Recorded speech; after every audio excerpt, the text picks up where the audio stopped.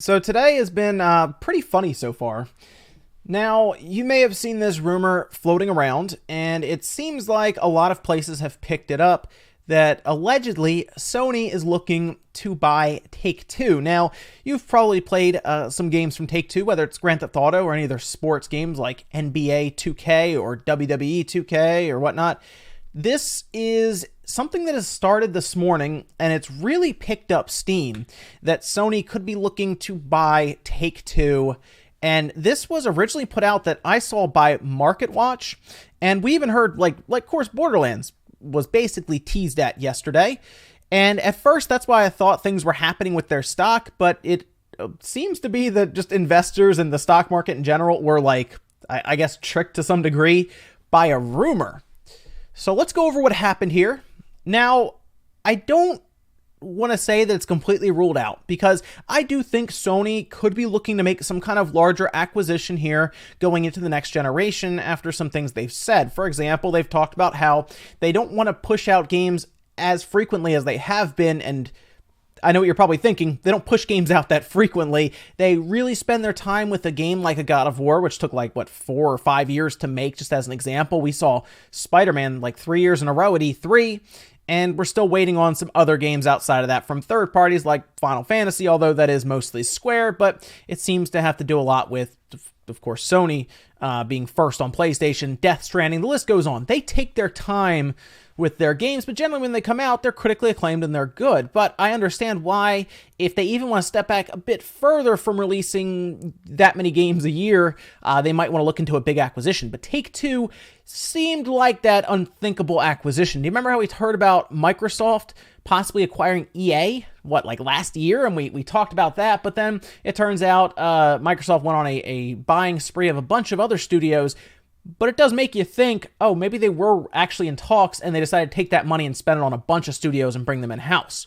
But this was actually something that was put out on MarketWatch. It was an email and everything. And it seems like there was some misquoting in there. It's a very odd situation, but it's funny to see this because it really does show what can happen from a rumor that's misinterpreted and then put out there in a more official light. So the Take-Two Rockstar Sony thing that happened here says Take-Two Interactive Software stock climbed 4.7% on rumors that Sony Corp is in advanced board-level discussions to acquire Take-Two Interactive in a mostly cash deal that would value the company at $130 per share.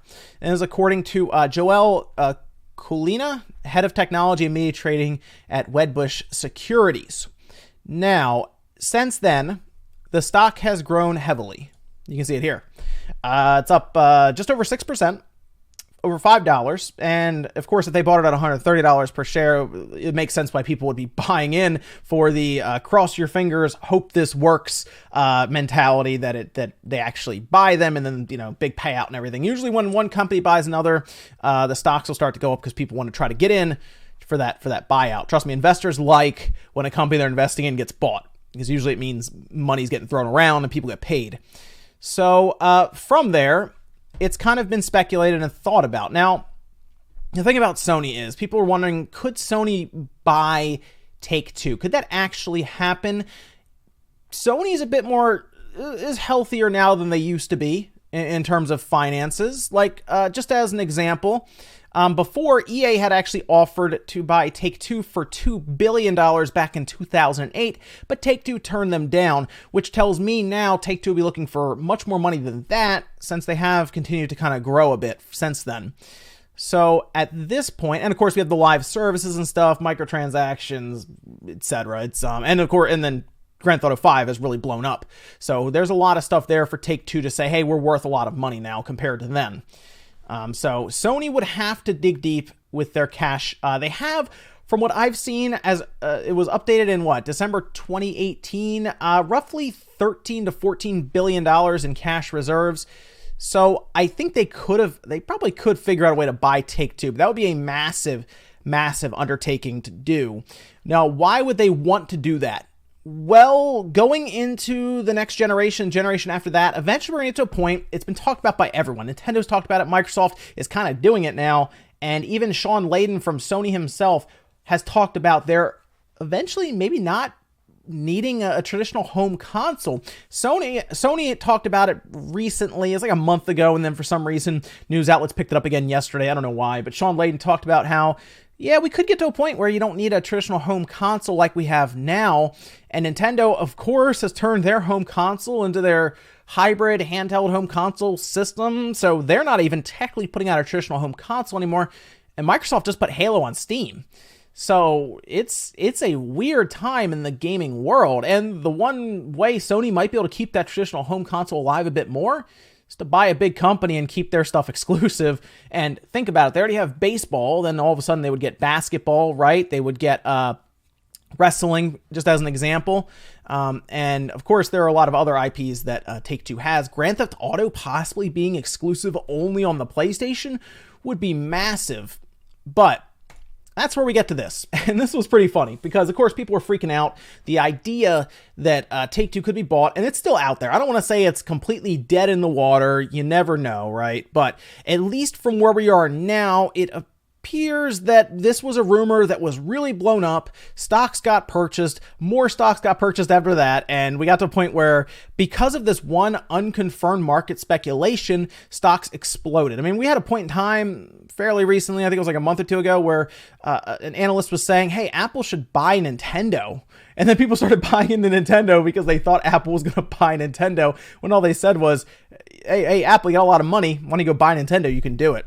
So it was very weird, because even for like a company outside Japan to buy a Japanese company, there's a whole bunch of red tape and stuff to go over there if it's even possible. So this is actually a good write-up by GameIndustry.biz. I'll leave it down in the description if you want to read through it yourself a bit more, just so you can kind of get an idea as to what happens. They did a very good summary of everything from like start to finish overall, but they did actually reach out to Kulina. They were confused about the attention, like out of nowhere, despite them saying that there was these board meetings or whatever, advanced talks about Sony buying Take-Two. Yeah, that's going to get some people reaching out to you a bit to confirm sources and things, but there is no source. It's unconfirmed, and it's just chatter making the rounds. So all of this that you've heard today about Take-Two being bought by Sony is just an analyst basically talking about it. And that's kind of it. There doesn't appear to be any actual backing for it. There are no sources, whether they don't want to reveal their sources or whatnot. It just seems that it was a rumor that, I guess, is just thrown out there. Now, they do kind of go on a bit here. It says here the stock shot up at the start of trade today to lead the S&P 500, and I was simply looking for plausible explanations. So, okay, the fact that Borderlands was talked about yesterday isn't a plausible explanation. It was teased. A big release coming out like a Borderlands could do that. There's a lot of stuff happening there. So they jumped to thinking that Sony is buying Take-Two. All right. So that's the world. That's the world now. So, but that's what's happening. They were looking for a reason. I guess they thought that Sony was going to buy Take-Two, I guess. And they had this rumor that there were some kind of advanced board meetings. So if you hear any more information about Take-Two being bought by Sony or speculation, just know that it is severe speculation. And until we get something from Take-Two or Sony or maybe someone who actually has a source, I wouldn't think too much about it right now. It would be a massive undertaking for Sony. I don't even know if they'd really need to do that, because all of Take-Two's games go to Sony anyway. So I don't know. The only reason to buy that is to rip it away from Microsoft, who doesn't even really care about traditional home consoles anymore. But let me know what you guys think about this situation down below. Is it just another situation where I guess someone threw a rumor out there? Heavily affected the stock market, by the way, because I know people were buying in beyond the 4.7%, as it's, like I said, it's at 6.23% now.